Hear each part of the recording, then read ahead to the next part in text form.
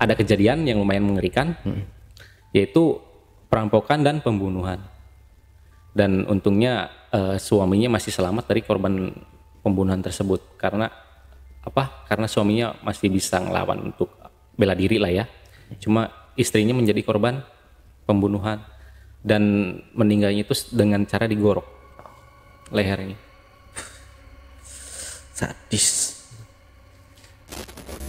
Gimana sih kalau sujud kan posisinya pasti ini kepala itu dekat ya sama ini nih pundaknya. Iya.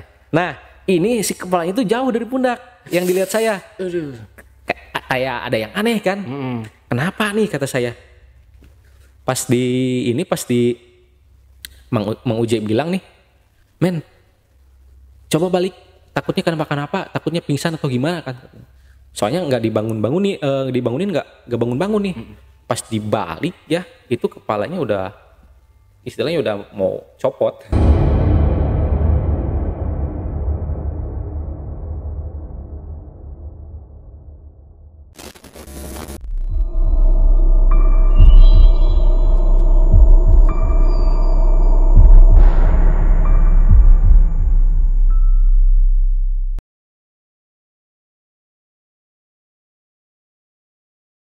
Assalamualaikum warahmatullahi wabarakatuh.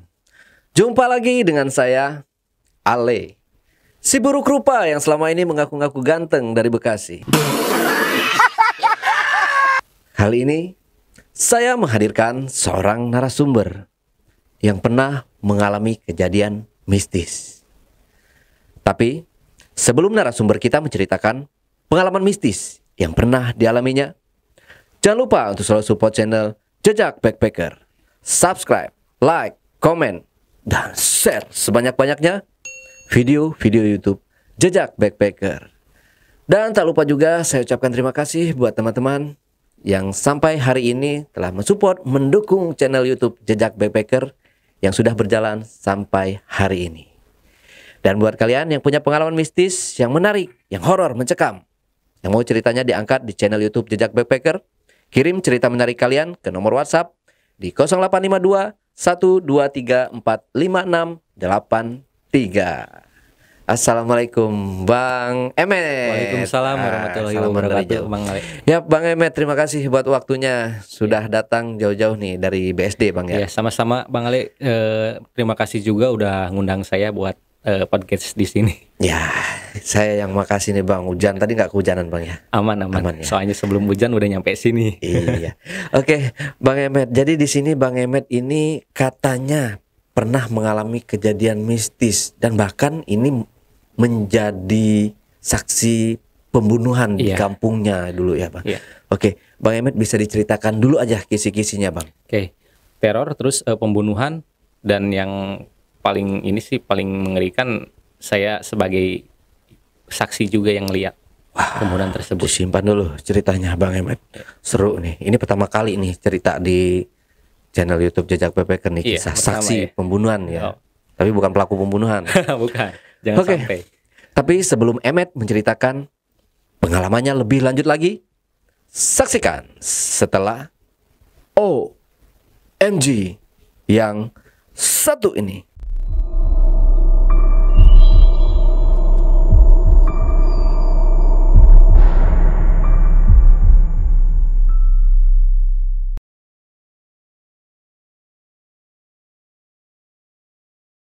Tarik napas dulu Bang Emet. Iya, aman. Biar lancar ceritanya Bang Emet. Santai aja Bang Emet. Jangan terburu-buru dan jangan grogi lihat muka saya. Muka saya ini emang bikin orang-orang takut biasanya. Bukan, Bang menghipnotis. Iya, betul. Kadang-kadang kurang fokus kalau cerita ini.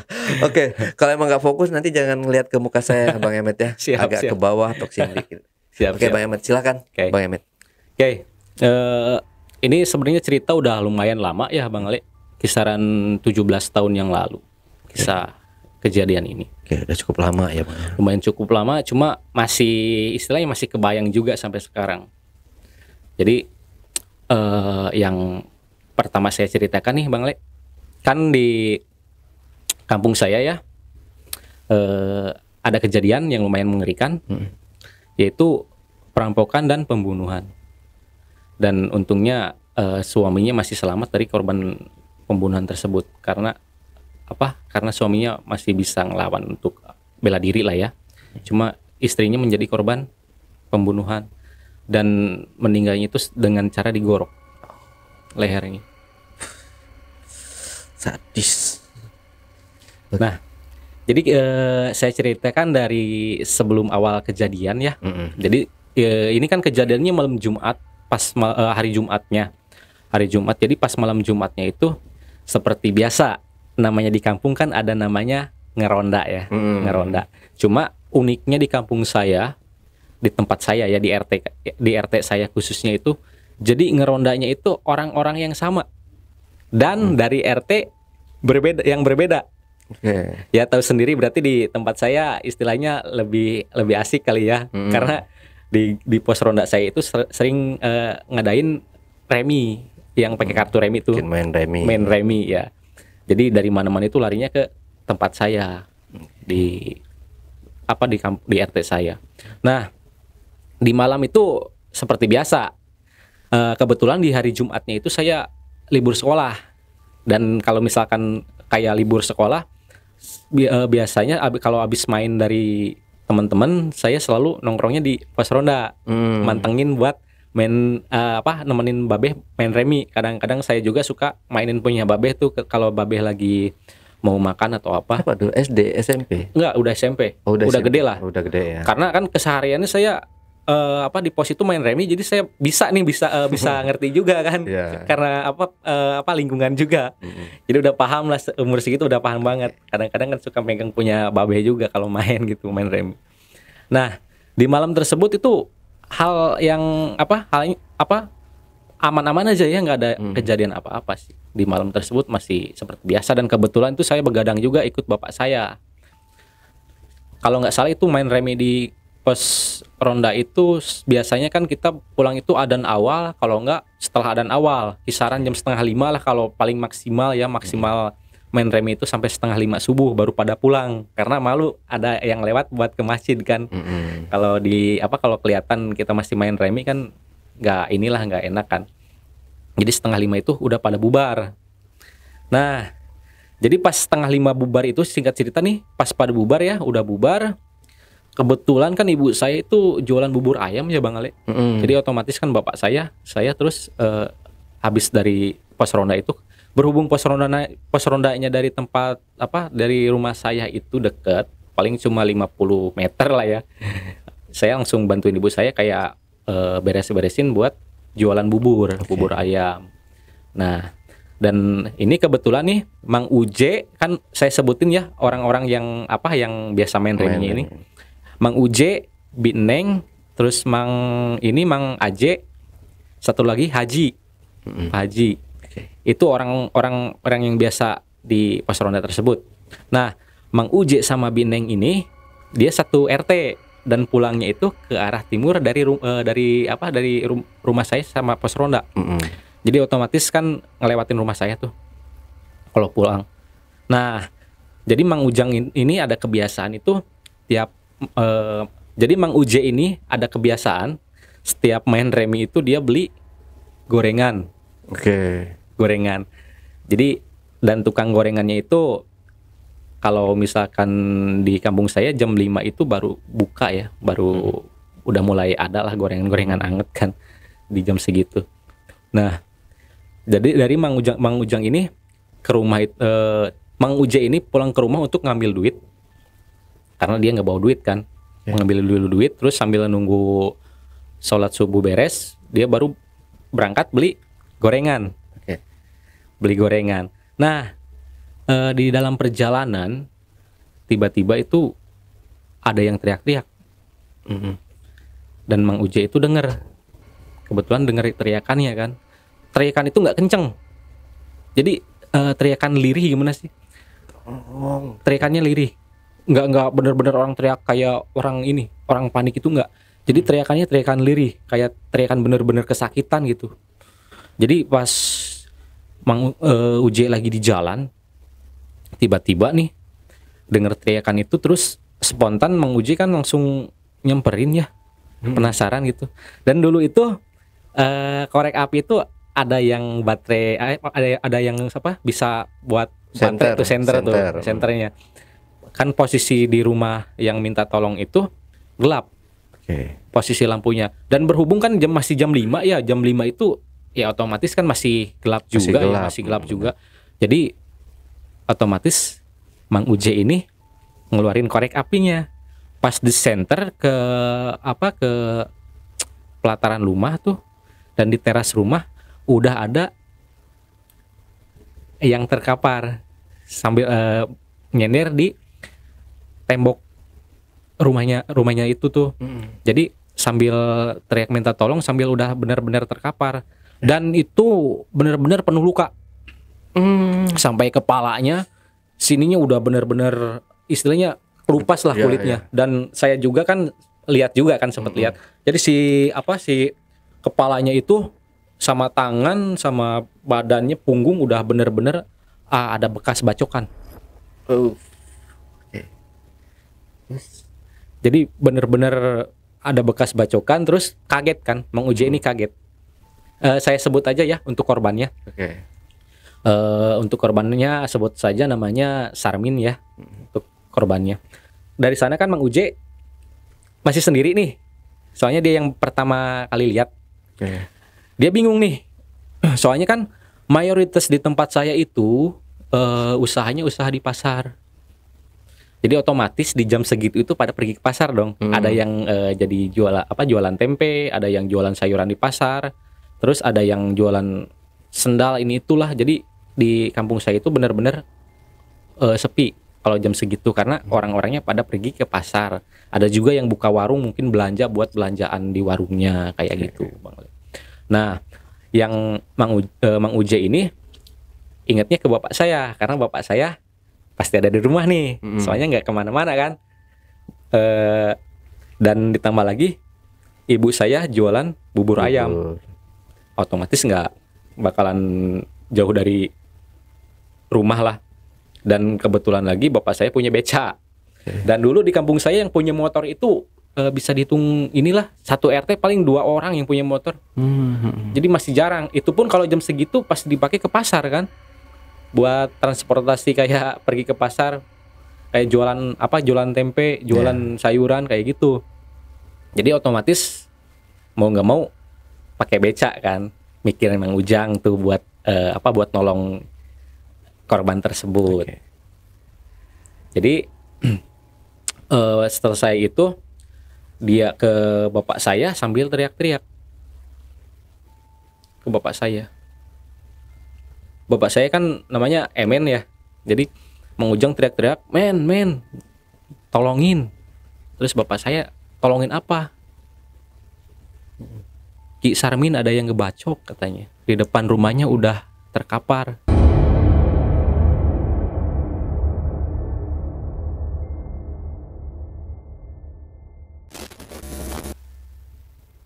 Terus bapak saya kan istilahnya ngeri ya, mau nolongin tapi takutnya orang yang ngebacoknya masih ada di rumah.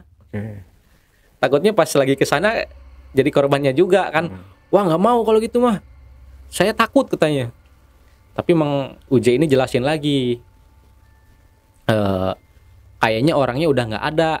Soalnya Ki Sarminnya udah terkapar di lantai. Nah, dari sana, ya udah coba aja lu lihat dulu katanya. Kata bapak saya. Saya belum tidur karena lagi bantuin ibu saya kan. Terus kita pergi tuh bareng-bareng. Jadi pergi tuh bertiga, Mang Uje, saya, bapak saya. Ke rumah tersebut. Pas dilihat kan posisi rumahnya, padahal itu udah lampunya. Bang Ali ada lampu ini, penerangan lampu gitu, cuma lampu itu ada tapi nggak nyala. Nggak, entah tahu mati atau dimatiin karena nggak tahu kan.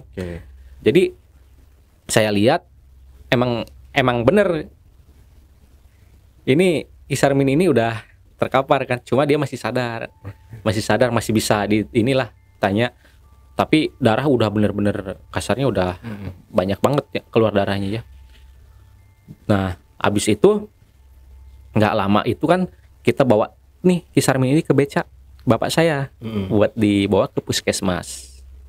Nah, selang beberapa lama ada saudaranya Teh Ai sama Mang Ed.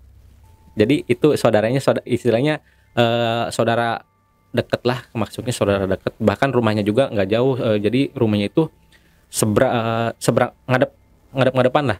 Cuma ke halangin sama sama irigasi selokan. Oke. Jadi irigasi selokan lumayan ini juga lebar juga sih, kisaran 3 meteran lebarnya. Nah, jadi pas saya kasih Mang Uje kasih tahu bahwa Ki Sarmin ini ada yang bacok, kaget juga kan, teriak sampai histeris lah, sampai mau pingsan. Terus kita belum ini dong, belum apa, intinya kita belum tanya sama siapanya nih, ininya apa. Yang penting kita nolong aja dulu nih. Soalnya si Ki Sarmin ini udah mulai semaput lah, namanya orang keluar darah ya, keluar darah banyak. Nah, pas kita mau dibawa ya ke puskesmas, Ki Sarmin ini masih bisa ngomong. Tolong lihat istri saya takut kenapa. Soalnya tadi yang ngebacoknya dari dalam rumah, gitu kan. Otomatis kalau misalkan nih istrinya Ki Sarmin ini kenapa kan kita bisa evakuasi bareng nih, bawa bareng ke puskesmas, ke bareng-bareng gitu, jadi nggak buang-buang waktu. Dan sekedar informasi, di tempat saya itu ke rumah sakit jauh, kisaran 45 menit lah dari tempat saya adanya puskesmas aja. Nah, Teh Ai sama Mang Ed ini nunggu ya berdua di beca buat jagain Ki Sarmin ini. Terus bapak saya Mang Uje itu masuk ke rumah dan sambil hati-hati juga kan, takutnya masih ada di dalam nih. Kalau ada di dalam kita kena bacok juga kan. Nah, terus saya ngikut nih. Pas bapak saya buka pintu itu kepleset jatuh. Gak taunya nginjek darah.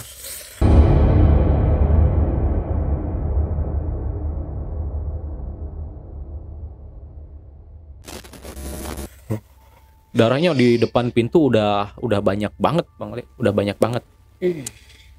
Udah banyak banget. Jadi penuturannya itu jadi begitu Ki Sarmin buka pintu, pintu dibuka dari dalam langsung dihajar. Langsung dibacokin. Cuma dulu kan Bang Le tahu nggak ada senter lampu yang dari apa ya, aluminium tuh, yang apa, yang putih. Itu kan lumayan ini ya, lumayan buat nangkis, lumayan ini yang panjang tuh. Jadi dia Ki Sarmin ini ngelawan pakai itu, pakai baterai tersebut. Jadi dihalang-halangin pakai baterai tersebut. Kemungkinan sih kalau misalkan orang yang nggak bisa ngapa-ngapain ya pasti meninggal. Tapi Ki Sarmin ini untuk silatnya juga lumayan bisa lah ya, karena orang tua zaman dulu masih kayak main silat, terus latihan-latihan kayak gitu masih sering rutin kalau di kampung-kampung itu. Jadi Ki Sarmin itu masih punya buat bela diri. Nah, singkat cerita kan kita udah masuk nih ke dalam nih, bahkan bapak saya bajunya juga sampai ada darahnya kan, di celana ada darahnya karena jatuh nginjek darah. Jadi darah itu sebenarnya darah Ki Sarmin sendiri yang apa, jadi Ki Sarmin tuh dibacokin darahnya pada ceceran di bawah. Berhubung gelap kan nggak ketahuan nih, posisinya gelap jadi nggak kelihatan pokoknya. Pas masuk kan saya ngintilin bapak saya nih ke belakang, nggak ada, ke kamar satu nggak ada. Pas Mang Uje ini buka kamar ke tengah nih, kan kamar itu ada 3 ya, 1, 2, 3. Ini kamar yang di tengah itu kamar yang ini, yang apa, yang dibuka sama Mang Uje. Pas Mang Uje buka kamar, ternyata ada lagi sholat katanya. Lagi sholat. Saya juga kan lihat, bapak saya lihat masih di pintu, masih di belakang pintu lihatnya, belum masuk. Mang Uje sama belum. Saya di belakang bapak saya, cuma saya belum lihat nih karena pintu baru kebuka setengah. Setengah. Terus Mang Uje itu masuk, pertama manggil dulu nih, dipanggil. Dan sebut saja ya nama istrinya Ki Sarmin itu Ma Eco. Jadi Ma Eco ini posisinya lagi sholat. Cuma Mang Ujang mau ngasih tahu ke Ma Eco ini, teriak-teriak, udah diteriakin nggak, udah dipanggil-panggil udah nggak nyaut-nyaut nih. Terus coba aja deketin, takutnya lagi husu. Pas dideketin, dipegang-pegang, nggak ada respon juga. Terus kan kita aneh nih, yang saya aneh itu saya udah mulai masuk nih, pintu udah mulai kebuka ya Bang Alek. Jadi kelihatan tuh posisinya bapak saya udah berdiri di dekat tempat, istilahnya dekat lah, dekat, kan ini posisinya Ma Eco itu lagi sujud ya, lagi sujud. Jadi Mang Uje ini di sampingnya Ma Eco, bapak saya di belakangnya Ma Eco. Cuma saya lihat itu kepalanya agak gimana sih, kalau sujud kan posisinya pasti ini kepala itu dekat ya sama ini nih pundak. Iya. Nah, ini si kepalanya itu jauh dari pundak yang dilihat saya. Kayak ada yang aneh kan? Kenapa nih kata saya. Pas di Mang Uje bilang nih, men, coba balik, takutnya kenapa-kenapa, takutnya pingsan atau gimana kan? Soalnya nggak dibangunin nggak bangun nih. Pas dibalik ya, itu kepalanya udah, istilahnya udah mau copot.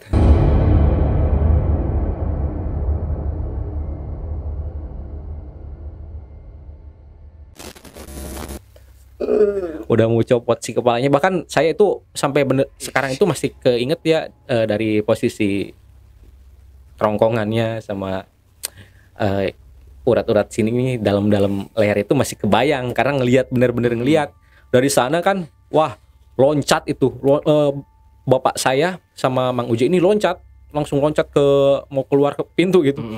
Dan ini kebetulan nih, jadi si sajadahnya itu warna merah ati. Sama mukenanya, ya mukenanya bukan mukena warna putih. Kalau nggak salah hitam motif putih yang bunga-bunga putih gitu. Jadi sebenarnya sih kalau lihat secara jelas ya, jadi si darah itu udah di bawah mukena itu banyak banget.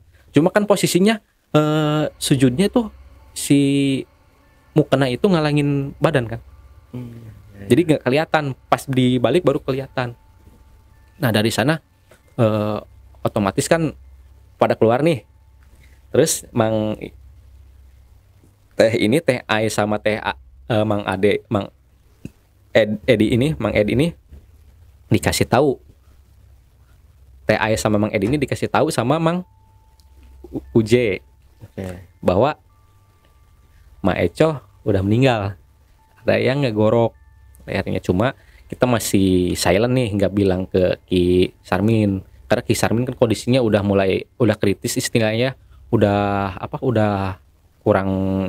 kekurangan darahnya banyak banget kan. Jadi pas Teh Ai sama Mang Ed ini masuk, kaget dia. Terus keluar, terus kita tutup pintu, dan untungnya itu udah mulai yang pulang dari masjid ya sama musola itu udah mulai banyak, jadi tahu lah, udah pada tahu nih. Jadi udah dikasih tahu ke sekitaran. Terus bapak saya sama Mang Ed ini pergi ke puskesmas, dan Mang Ed ini pergi ke polsek buat laporan bahwa ada kejadian pembunuhan.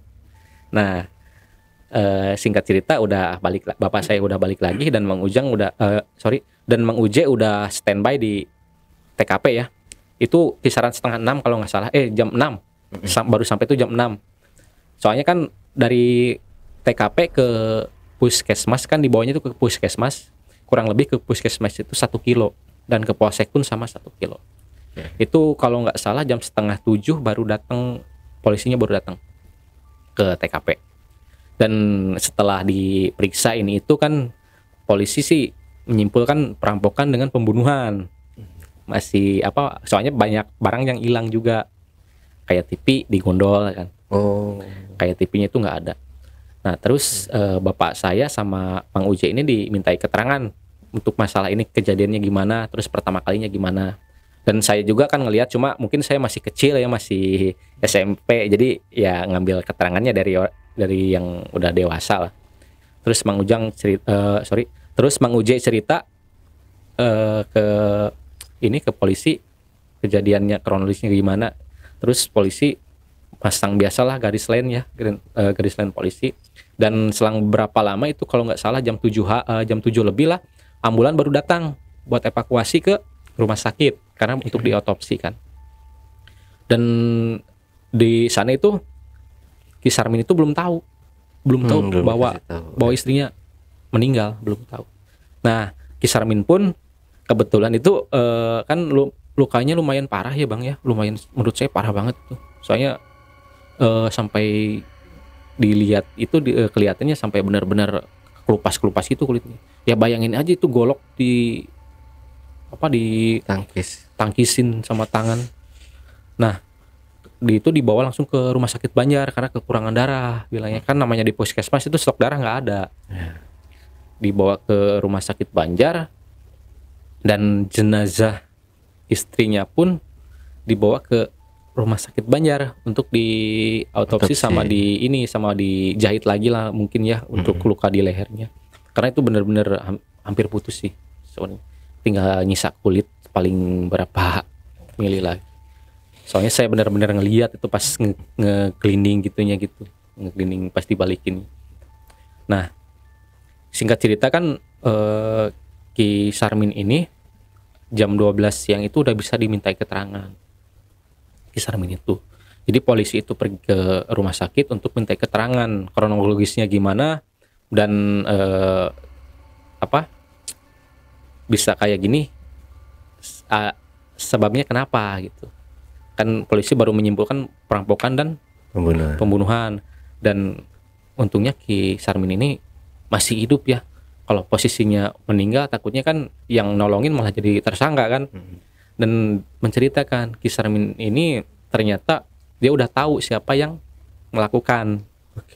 Dan itu pun Ki Sarmin udah dikasih tahu bahwa istrinya udah meninggal, udah ada yang ngegorok. Nah, ternyata pelakunya itu cucunya sendiri. Cucunya sendiri yang ngelakuin. Jadi cucunya itu yang saya dengar ya mau nikah. Terus istilahnya minta tambah buat nikah. Cuma nggak dikasih atau apa ya. Mungkin sakit hati lah. Namanya orang sakit hati ya. Bahkan cucunya sendiri itu bisa ngebunuh neneknya kan. Nah, si cucunya itu udah nginep selama 2 hari di rumahnya. Sebelumnya itu. Bahkan itu golok yang dipakai buat ngegorok neneknya sama ngebacok diri si kakek itu diasah dulu siangnya sama dia si kakeknya. Jadi sama si kakeknya? Si kakeknya sendiri diasah dulu. Gila. Itu benar-benar istilahnya benar-benar tajam lah ya tadinya buat emang udah lama nggak diasah katanya. Jadi tiba-tiba si kakek itu pengen ngasah goloknya, nggak taunya besoknya buat ngebunuh istri sama ngebacok dia sendiri gitu. Nah, dari sana polisi langsung menyimpulkan emang pembunuhan. Terus pelakunya udah ketahuan, jadi si pelakunya ini udah kabur duluan, kabur duluan. Udah istilahnya udah benar-benar nggak ada lah, susah dicarinya ya.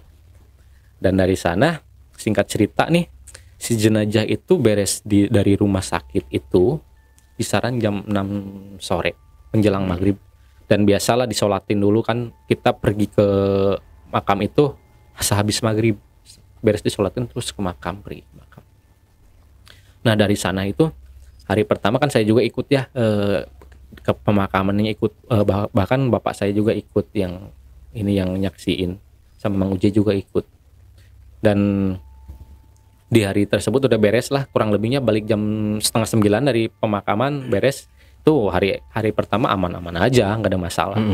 Jadi masih seperti biasa lah. Di hari berikutnya berarti hari Sabtu nih. Jadi seperti biasa rutinitas itu mulai digelar lagi nih, rutinitas di malam hari kayak main remi. Di gardu saya itu orang-orang tempat saya itu gimana ya, ada kejadian kayak gitu pun masih cuek-cuek aja, masih nggak takut lah. Masih aman-aman aja istilahnya, nggak ada kepikiran setan atau apa ya, karena mereka itu lebih takut kalau nggak main remi sehari ini bisa sakop. Ini candu banget soalnya main reminya nih. Terus Mang Uje sama Mang Uje sama Bi Neng ini kan satu RT nih, yang dari timur ini. Dia kan kalau misalkan ke pos ronda yang dekat rumah saya, RT saya, otomatis ngelewatin rumahnya ini nih, rumahnya korban. Rumahnya Sarmin. Iya, rumahnya korban. Jadi di dekat rumah korban itu ada pohon sawo ya. Jadi masih lumayan rimbun lah kalau di sana. Kalau zaman dulu itu rimbun banget. Bahkan kalau lewat sana itu orang-orang tertentu kalau udah malam ya, kalau jalan kaki karena lumayan angker, lumayan inilah, lumayan bener-bener di sana itu angker banget kasarnya. Jadi ya itu kurang lebihnya jam 8:30 malam. Jam 8:30 ya hitungnya masih siang lah ya, masih awal gitu. Jadi Bineng sama Mang Uje ini lagi jalan nih, udah ngelewatin kebun sawo yang tadi saya cerita ini. Tiba-tiba kan rumah Kisarmin sama Mak Eco ini, dia berarti belakang rumahnya nih. Kalau misalnya lewat yang dilewatin nih, soalnya kan rumahnya ngadep ke apa ya? Ke utara atau kemana ya? Ngadep ke inilah, bukan ngadep ke jalan raya, ke jalan yang setapak nih, ngadepnya ke sana. Jadi si ini belakang rumah Ma Eco itu dilewatin sama Mang Sabja sama Bineng nih. Nah, pas di belakang rumahnya Mak Eco ini, Mang Sabja sama Bineng ini ada yang manggil. Pada mau kemana katanya. Cuma suaranya nggak asing, suaranya itu nggak asing. Suaranya benar-benar nggak asing lah. Kayak kenal suaranya. Pas dijawab, biasa mau ke pos ronda, mau main remi katanya. Udah, gitu aja tanpa dilihat nih orang yang nanya nih. Karena posisinya kan gelap, penerangan itu benar-benar minim loh. Jadi kalau kena cahaya itu kena dari depan rumah orang kayak lampu tuh, baru kena cahayanya nggak terlalu ini kan, pasti nggak terlalu terang lah. Di sana belum ngeh nih, masih pada asik ngobrol. Terus siapa ya yang ini Bineng ini nanya siapa ya yang manggil. Pas dia kan kebetulan bawa baterai ya, lampu baterai itu, lampu senter itu. Lampu senter. Pas di senterin ternyata Mak Eco.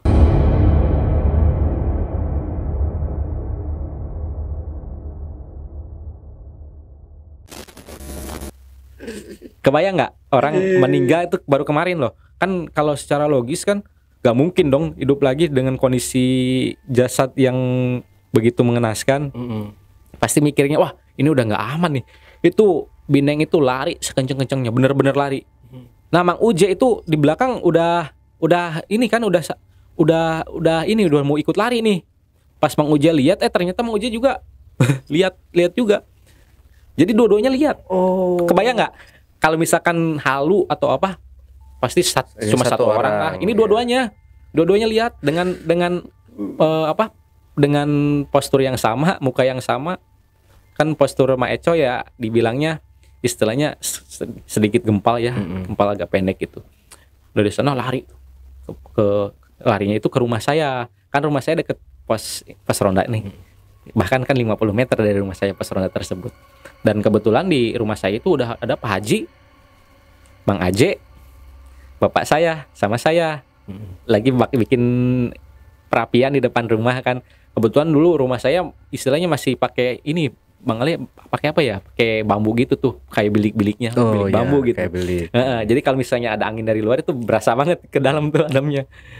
Istilahnya lumayan jelek lah kalau zaman dulu kan. Cuma ya zaman dulu kan itu peninggalan nenek saya juga kan. Nah, terus ngobrol, ditanya kan sama Mang Aje ini nih. Mang Aje kan binong sama Mang Uje nih. Terus Mang Aje nanya, ada apa? Kok panik gitu katanya. Ini dengan logat bahasa Indonesia ya. Sebenarnya untuk bahasanya bahasa Sunda. Cuma saya langsung translatein aja ke bahasa Indonesia biar semuanya ngerti. Jadi binong langsung ngomong, tadi di jalan saya lihat Mak Eco katanya.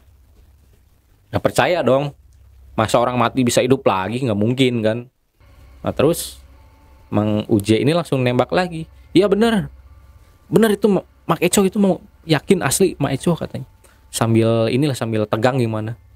Cuma ya kita kan nggak percaya nih, bapak saya Pak Haji terus Mang Aje ini nggak percaya, malah ngetawain. Wah masa sih orang yang meninggal bisa hidup lagi, kan nggak mungkin katanya. Nah selang berapa lama udah ngobrol sana sini sambil istilahnya kan dulu itu belum ada HP sih ya Bang. Jadi benar-benar kayak kalau ngumpul itu benar-benar ngobrol cerita nih kalau di kampung saya tuh. Jadi televisi aja dulu saya masih udah punya televisi, cuma masih hitam putih. Kalau orang lain udah berwarna, saya masih hitam putih. Jadi berhubung udah malam nih, kisaran jam setengah 10 ya. Biasanya kan main remi itu startnya dari jam 9 ke atas. Itu jam setengah 10 udah prepare gelar tikar buat prepare main remi. Udahlah main tuh. Yang main itu Mang Uje, Mang Aje, terus Haji, terus bapak saya. Nah yang nonton itu saya sama Bineng. Tuh nonton terus Bineng itu tiduran sambil gimana ya, tidurnya kayak Putri Duyung lah gitu. Jadi nyamping gini nih sambil ngerokok. Selang main beberapa putaran kisaran jam setengah 11-an itu kopi sama rokok habis. Terus saya disuruh nih beli rokok ke warung, cuma saya nggak mau kan denger cerita dari Bineng ini agak takutnya iya takutnya bener nih ya, siapa tahu saya pergi sendiri tiba-tiba ditarik-tarik kan ngeri juga kalau emang bener tuh. Terus saya bilang ke Bineng, Bi ayo antar sekalian beli kopi kata sih. Bineng mau akhirnya. Ya udah ayo pergilah kita berdua nih. Itu kebetulan warungnya nih Bang, warungnya itu sama TKP ya, tempat kejadian perkara itu nggak jauh, cuma 150 meter. Bahkan rumahnya kelihatan kalau kita ngintip ini rumahnya kelihatan banget nih rumahnya tuh. Jadi istilahnya benar-benar langsung kelihatan kan. Kita ke warung tuh, itu biasanya warung nih tutupnya lumayan malam ya. Dan kita selalu lihat nih kalau misalkan dari kan ada ventilasi di pintu tuh, di atas pintu yang panjang-panjang itu. Kalau misalnya lampu dalamnya masih nyala, berarti masih pada bangun nih, aman kata saya. Bi masih pada bangun, masih buka berarti. Ya udah kita pergi ke warung tuh. Udah nyampe depan rumah diketok-ketok. Nah untuk warung ini sebut aja ya yang punyanya Mi Iin. Mi Iin ini udah lumayan tua juga dan kebetulan janda. Terus punya anak 2. Anaknya yang paling kecil seumuran saya, terus yang yang paling gedenya itu di atas saya beberapa tahun, kisaran 4 tahunan. Nah, kita gedor-gedor nih, nggak ada nyaut-nyaut. Biasanya Miin ini kalau digedor udah tahu nih, langsung pasti ngerespon lah ya. Soalnya dia sering nongkrongnya di dekat pintu nih sambil nonton TV. Soalnya posisinya kan ini pintu misalnya nih, Mian paling di sini nih. Biasa nongkrongnya karena sopanya itu di sini buat nonton TV. Karena TV-nya di sini. Jadi otomatis kalau ketok pintu kan di sampingnya ya nih. Nggak biasanya nih di ketok-ketok nggak nyaut-nyaut, takutnya lagi di toilet atau gimana ya. Kita masih belum ini. Terus diteriak-teriak pas selang itu lumayan lama loh, hampir 2 menit lebih, 2 menit 3 menit kan. Untuk untuk manggil-manggil sama ngetok-ketok pintu itu dan udah lumayan lama baru nyaut. Tapi nyautnya sambil ngebentak. Siapa katanya? Kata saya kok kayak yang emosi gitu kan. Dalam hati saya belum bilang ke Bineng nih. Terus bilang, "Saya Neng," katanya. "Yang benar itu Neng." "Iya benar, sama anaknya si Emen," katanya nih. Itu masih belum percaya tuh. Ya udah kalau nggak percaya mah lihat aja di jendela katanya. Jadi rumahnya itu kan letter L ya, mengalih gini. Yeah. Jadi ini pintu buat ke warung, di sini ada jendela biasa buat ngintip atau inilah jendela biasa sih. Terus diintip dari jendela, oh bener katanya. Terus abis dilihat dia baru berani buka pintu. Jadi pas dibuka, terus tanya sama Bineng ini, langsung ditanya ke Miin ini. Abis dari mana emang, di ketok-ketok kok baru buka katanya. Itu mukanya Miin ini panik lah, benar-benar panik ya. Istilahnya kayak orang takut gimana sih. Terus dia bilang, tadinya nggak berani buka katanya. Emang kenapa? Tadi jam setengah 10-an ada yang ngetok-ngetok katanya. Pas dibuka, itu si korban itu. Kebayang nggak Maya Chow? Udah duluan datengin si. Iya, udah duluan. Ini nih. Terus pas dibuka, Ma Eco katanya, itu asli. Terus itu benar-benar asli, itu benar-benar istilahnya benar-benar bentuk orang katanya. Terus pas dibuka sambil ketawa kan belum ngeh nih, belum ingat. Pas selang beberapa detik mungkin baru kepikiran bahwa udah meninggal nih. Itu kan langsung dibanting pintu, langsung kunciin, dan mereka itu bertiga ngumpul di satu kamar. Jadi istilahnya ngumpul di satu kamar nih karena takut, saking takutnya mungkin ya, ngumpul di satu kamar, dan baru denger gedor-gedor itu Binong yang buka pintu. Itu belum berani keluar katanya, belum berani buka pintu. Nah, terus Binong nyautin juga, terus Bineng nyautin juga. Tadi juga saya dipanggil katanya di belakang rumahnya. Saya juga ditampakin, kirain ke saya doang katanya. Jadi udah 2 orang nih yang ngelihat nih. Udah 2 orang yang ngelihat nih. Nah, terus dari sana kita kan udah beres transaksi ini nih, belanja udah beres ya. Kita berhubung takut kan ya, jalan itu kayak jalan, bukan jalan santai ya, jalan lari ya. Tapi bukan lari, jadi jalan bener-bener cepet nih. Saking takutnya pas lagi jalan ada yang narik dari belakang kan. Wah, itu ngeri banget tuh. Terus kita ke pos, terus cerita terus ke pos tersebut, cerita kan ya. Udah pas lagi ngumpul cerita. Terus Bineng itu bilang cerita sama saya, Biin didatengin Pak Eco, datengin ke rumahnya. Terus ini Mang Aje ini, karena Mang Uje ini udah tahu nih, udah lihat kan. Cuma Mang Aje bapak saya sama Haji ini belum, yang bertiga ini belum ngelihat. Kita nggak percaya, mereka tuh nggak percaya kan. Saya juga percaya setengah-setengah lah. Soalnya belum cuma udah ngedenger dari 2 orang nih. Wah, udah benar kali nih, obrolannya bener nih. Pas ngomong ini, ngapain lo yang mati ke warung katanya, mau beli lilin di makamnya gelap kali katanya. Itu nggak lama kemudian kan ada pohon pisang ya di belakang itu. Pohon pisang itu dempet banget sama pos ronda. Jadi pos rondanya, pohon pisang itu kayak ada yang gimana sih, Uncak-uncak gitu, goyang-goyang, kenceng. Tapi ya yang mereka pikir itu angin sama ini, mungkin kelelawar lah atau apa. Cuma sempet pada kaget. Cuma ya enjoy aja lah, mungkin karena udah fokus main remi kan ya, namanya fokus main remi, udah nggak mikirin sana sini. Nah, terus itu udah selang beberapa jam ya, kisaran jam 12-an saya suruh balik karena besoknya hari Senin kan saya sekolah nih. Jadi suruh balik sama bapak saya, suruh tidur. Tapi pas saya mau balik nih, baru turun dari pos, suara ada, tahu nggak ini Bang Le, daun pelepah kelapa yang kering? Iya.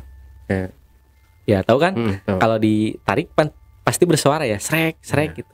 Nah, dengar suara itu, yang saya mikirnya gini kan, udah malam nggak mungkin, mama saya kan udah tidur nih, jam segini mau udah tidur, adik-adik saya udah tidur semua. Tapi siapa ya, kata saya. Soalnya jam segitu itu jarang ada yang keluar, jarang ada yang keluar. Saya belum nge, cuma udah takut nih. Wah, takut, kata saya. Ya jadi balik nih, naik lagi. Terus bapak saya, disuruh balik malah naik lagi. Ngambek, marahnya orang tua kan, tapi masih tetap main. Nah, saya bilang, tadi kayak ada suara yang narik Daun pisang. daun kelapa kering. Kalau di kampung saya namanya kalari. Daun kelapa kering itu kalari. Terus bapak saya nyaut, sama gituan aja takut, padahal rumah deket banget Bang Le. Cuma suaranya benar-benar dari sebelah sana rumah saya. Cuma kan itu gelap banget, penerangan nggak ada. Jadi penerangan ada cuma minim banget lah. Serang beberapa lama ya, ada lagi suaranya, seret. Cuma panjang terus. Semuanya ngedenger. Mang Aje, Mang Uje, Pak Haji, bapak saya ngedenger. Pas kirain kan orang gila kan. Tempat saya sebenarnya dulu tuh di tempat saya banyak banget pembuangan orang-orang gila. Kalau di tempat saya, jadi takutnya orang gila yang tengah malam kelayaban gitu, bawa gituan kan. Udah makin deket nih, penasaran kan. Bineng itu dia kan yang bawa senter tuh, dia senterin. Pas disenterin itu Maeco itu bener-bener Maeco, cuma ngadap dengan baju yang sama pertama dilihat, sama rambutnya rambut yang lumayan ini ya, lumayan istilah ya, lumayan sedikit ikal-ikal gitu. Jadi pas di center diperjelas kan baterai itu bisa diputar makin gede ya. Iya. Si center itu makin gede. Pas dilihat noleh semuanya itu bener-bener pada lari semua. Kebayang nggak lagi main remi lari loncat dari istilahnya pas lagi seru-serunya pada loncat semua. Dan itu kan posisi ini ya, penampakannya itu dekat rumah saya. Itu larinya ke rumah saya semua. Masuk ke rumah. Masuk ke rumah terus dikunci pintu, kita intip-intip tuh. Itu selang berapa lama lah, nggak lama kok langsung dibuka lagi pintu, disenterin udah nggak ada. Udah nggak ada orang, istilahnya udah benar-benar hilang lah. Nah, pas selang paling 15 menitan itu kedenger lagi ada yang narik lagi, tapi di senterin nggak ada lagi, udah nggak ada. Terus mereka itu bapak saya sama teman-temannya itu main reminya ganti di tengah rumah saya, jadi mereka itu nggak ada yang berani pulang. Sampai kan ibu saya jualan bubur tuh jam 5 standby ya, udah mulai ada tuh. Itu akhirnya pada makan bubur di mama saya, setelah udah agak terang baru pada berani pulang di hari itu tuh. Di hari itu. Nah, itu udah itu aman lah ya. Nggak, istilahnya cuma segelintir orang yang udah tahu nih bahwa ada penampakan kayak gini. Dan saya juga agak bingung nih, Bang Le. Posisinya ini meninggalnya kan pas lagi sholat ya. Otomatis kan matinya mati syahid kan. Iya. Tapi kok bisa gitu sampai ada yang kayak gini gitu. Entah emang apa atau apalah. Tapi yang saya tahu ini, soalnya deket banget sama saya kan, Maeco ini deket banget. Karena orangnya biasa kalau misalnya lewat depan rumahnya selalu ngasih kayak kalau goreng pisang, gorengan, suka ngasih kayak gitu kalau misalkan saya lewat tuh. Dia baik, orangnya lumayan baik. Apalagi kalau misalkan kayak metik buah-buahan gitu. Kalau depannya kan suka ada pohon rambutan kayak gitu tuh, suka ngasih. Cuma iseng banget. Iseng itu iseng ini ya, pornografi. Jadi kalau misalkan dia ngasih nih, tangan kanan ngasih gorengan, tangan kiri megang kemaluan kita. Jadi gini, otomatis kan kita ini kaget ya. Tapi emang kayak gitu, kesemuanya kayak gitu bercandanya. Kalau lagi nyapu nih, kita udah lewat ya, dari belakang disodok gitu. Orangnya emang kocak sih. Maeco ini emang kocak banget. Jadi istilahnya saya benar-benar tahu, dan bahkan saya juga sama ibu saya deket. Kalau misalnya nggak punya beras, kadang-kadang saya suka minjem beras ke Maeco. Kan zaman dulu itu keuangan emang sulit banget. Sulit banget. Nah, terus menjelang malam nih, kita singkat cerita ya, udah menjelang malam lagi, dan itu di kisaran jam masih pada maghrib lah. Tetangga saya ada yang teriak-teriak.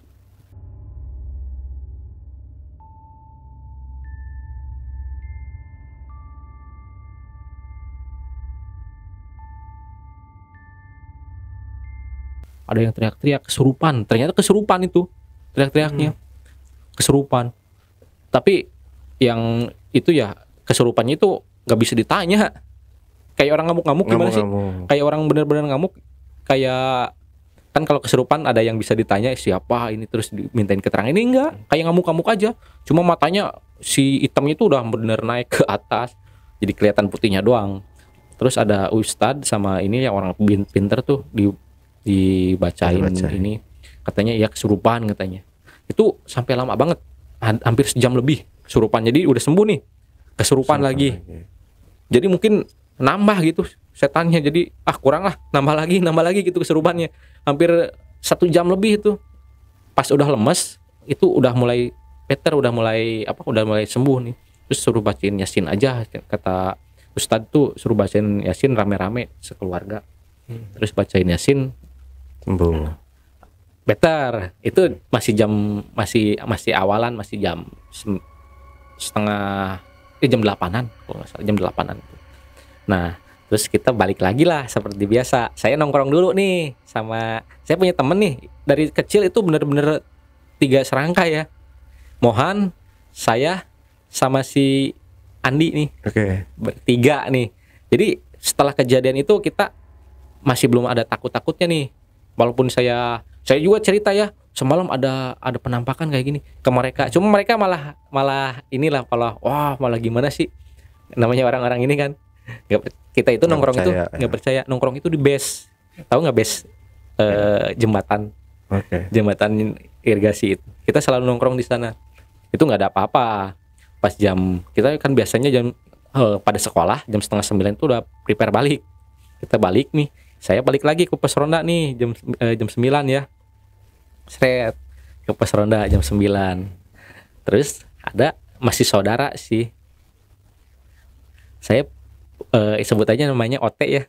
Mang Ote ini tahu nggak belalang?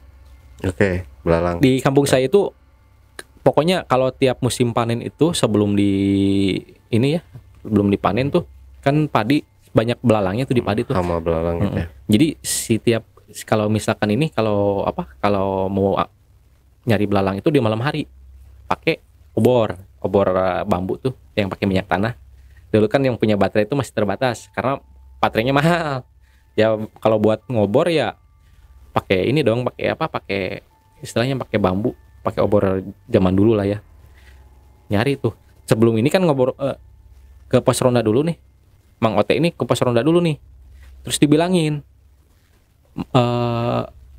ke saya pertanyaan sih bukan bilangin, ngomong mau ikut nggak kemana ngobor ini belalang katanya. Terus dia singkat cerita dia pergi ke sawah nih buat nyari belalang. Selang beberapa lama, nggak lama itu paling setengah jam lah ya, dia dari sawah itu lari dan obornya itu udah nggak ada.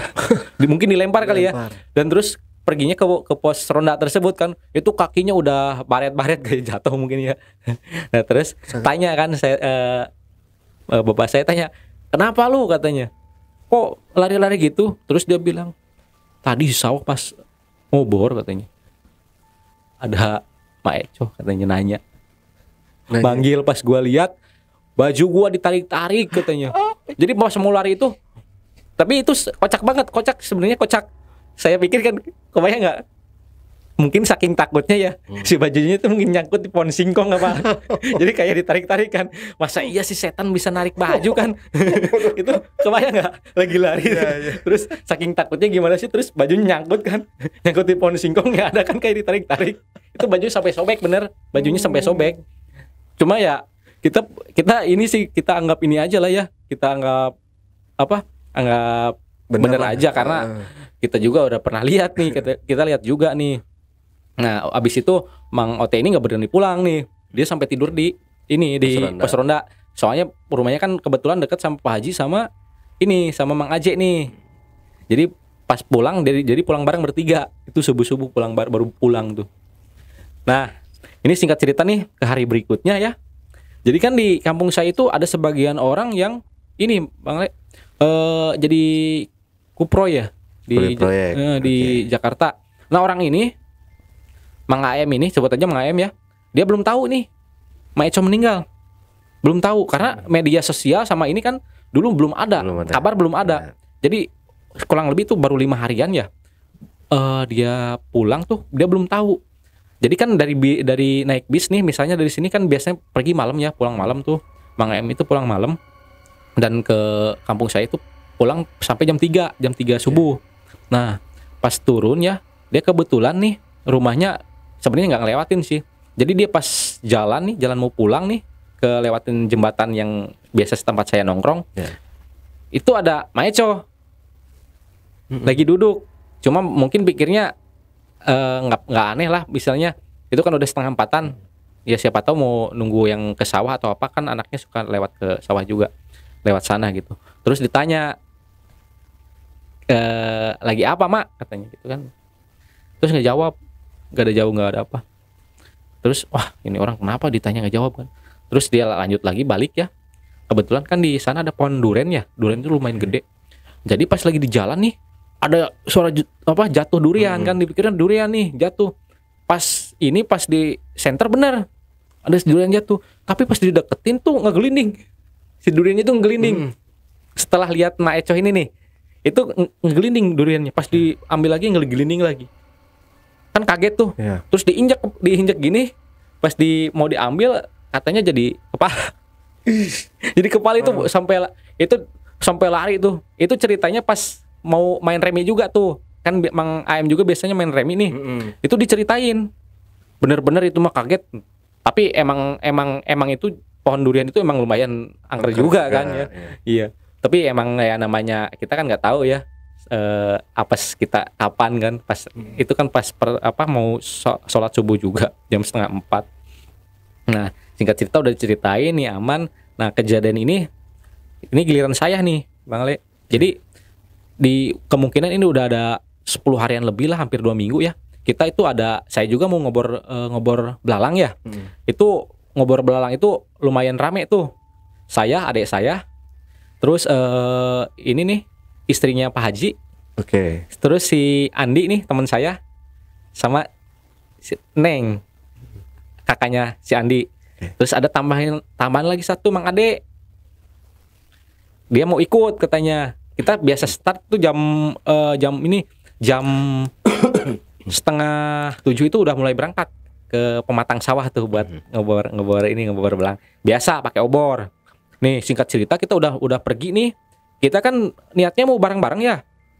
Bareng-bareng deket-deket gitu. Pas ngobornya berhubung itu sawah udah dipanen sebagian, ya kita nyarinya yang masih ada padinya dong, yang biar dapat itu tuh. Jadi kita mencar, yang ada malah mencar.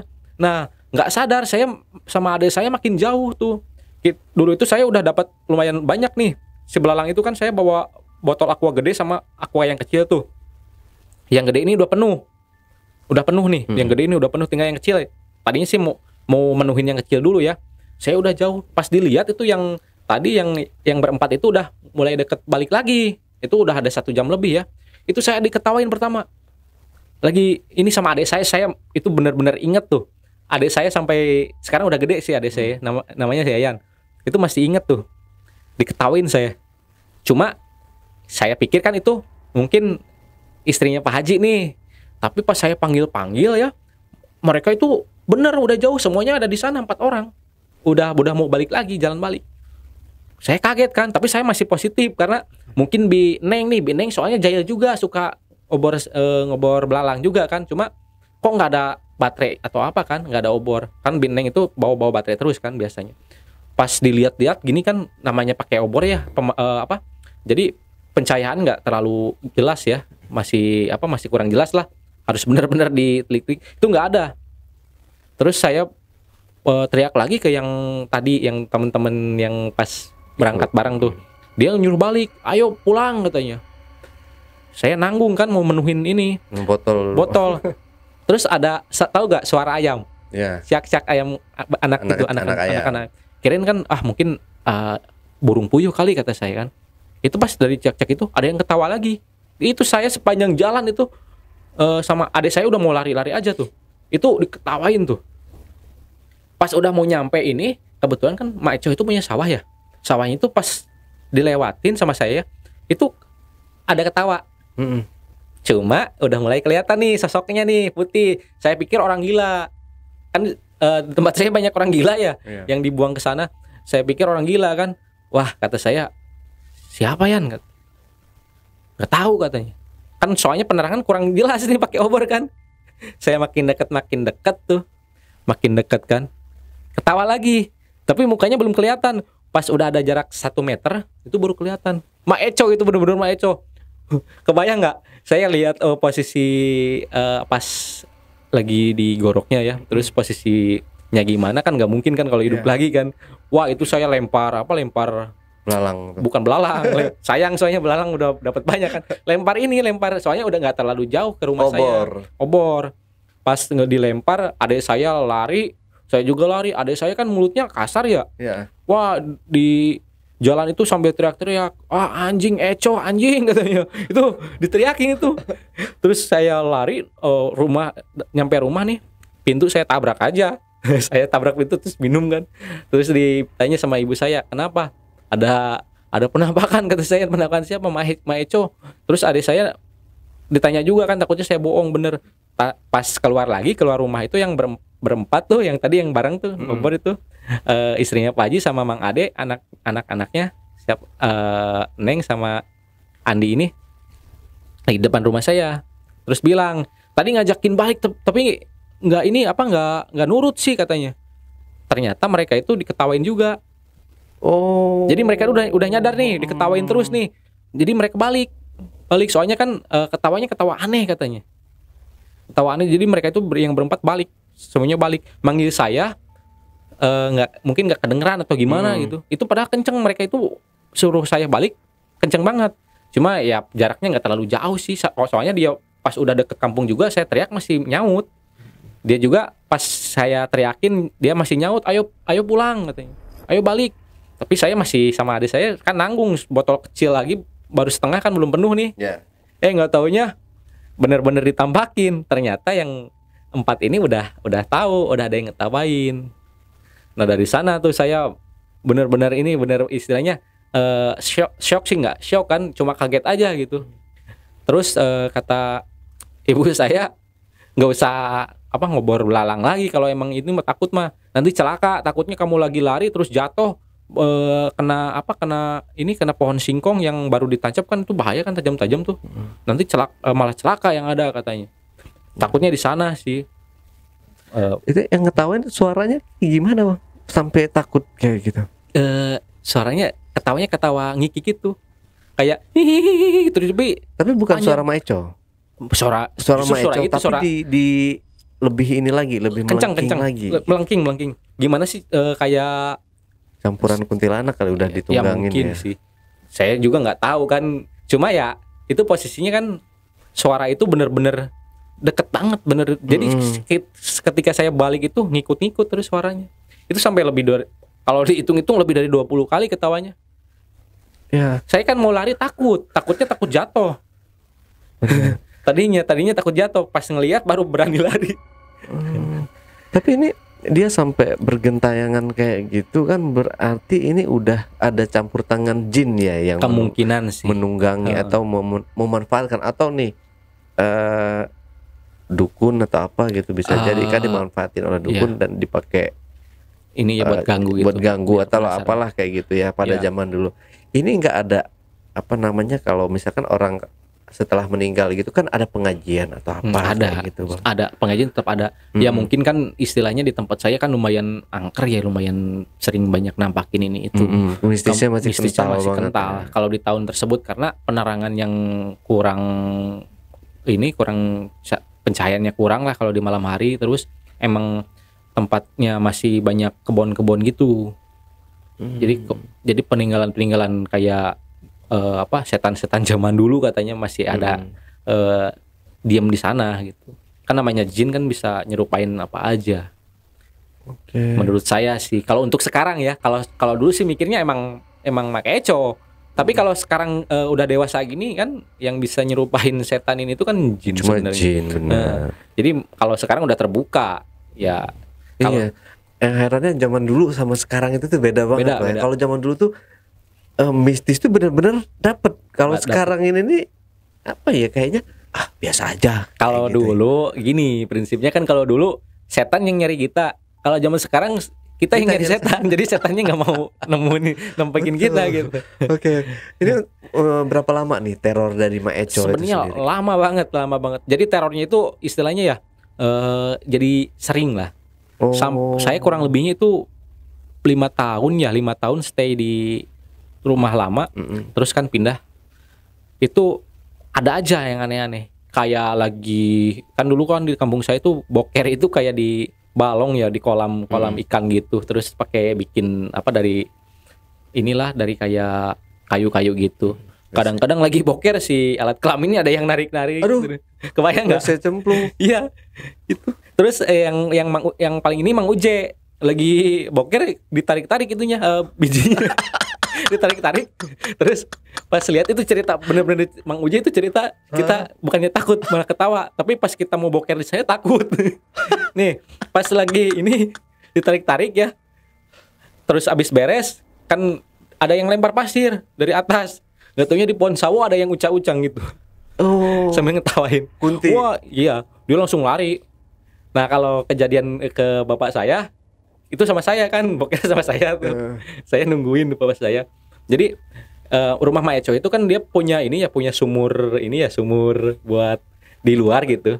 Itu kita kan boker itu udah lumayan lama loh, udah hampir 2 bulan lebih lah ya kejadiannya sama pembunuhan itu.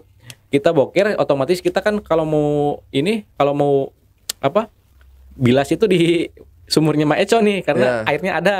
Itu pas lagi ini ya. Berarti bangun dulu nih habis boker itu, enggak langsung. Bangun dulu, jalan dulu jadi sih. Kebayang nggak? Itu belahan pantat itu udah kemana-mana. Nah, terus pas nyampe sana lagi itu ya lagi itu air kan, lagi limbah air. Pas lagi cebok itu diketawain padahal rumah itu kosong. Rumah itu kosong. Wah, lari pokoknya, itu belum beres belum apa lari pokoknya. lumayan. Kalau di sana itu ya gimana ya, teror saking seringnya ada teror ini itu, jadi orang itu terbiasa bukannya takut. Jadi istilahnya namanya di kampung kan, jadi udah tau lah kayak gimananya. Istilahnya kalau prinsip di sana itu kita nggak bakalan mati sama setan, tapi kita bakalan mati karena diri kita sendiri. Siapa tahu kan yang lagi lari ini karena ketakutan terus ke pentok apa itu yang bikin celaka kan. Betul. Seperti itu sih menurut orang-orang tua sana gitu ngomong saya. Oke. Bang, seru nih ceritanya. Ya, tambahan sedikit mungkin Bang, ada yang mau disampaikan ke teman-teman di rumah sebelum kita akhiri podcastnya, Bang? Oke, untuk ini sih, ini kan untuk korban kejahatan itu bukan dari orang yang nggak kita kenal atau orang yang istilahnya bukan begal atau ini, tapi keluarga sendiri pun bisa jadi berbuat jahat dan nekat kalau mereka sakit hati. Intinya jangan pernah bikin sakit hati orang lain, itu aja. Betul. Oke, dan kita juga sama teman-teman subscriber di rumah juga kita doakan aja nih Mak Eco, semoga dilapangkan kuburnya, amin. Dan ditempatkan di surga yang indah ya. Kita sama-sama kirim Al-Fatihah nanti Bang ya. Oke Bang. Nah JPker, itulah tadi obrolan misteri jejak backpacker bersama narasumber kita Bang Emet. Jangan lupa untuk selalu support channel Jejak Backpacker, subscribe, like, komen, dan share sebanyak-banyaknya video-video YouTube Jejak Backpacker. Wassalamualaikum warahmatullahi wabarakatuh. Bang Emet, terima kasih buat waktunya. Sama-sama Bang Ali. Ini mendebarkan ceritanya Bang Emet. Oke, nanti mungkin next cerita lagi Bang ya. Oke, siap. Sampai jumpa.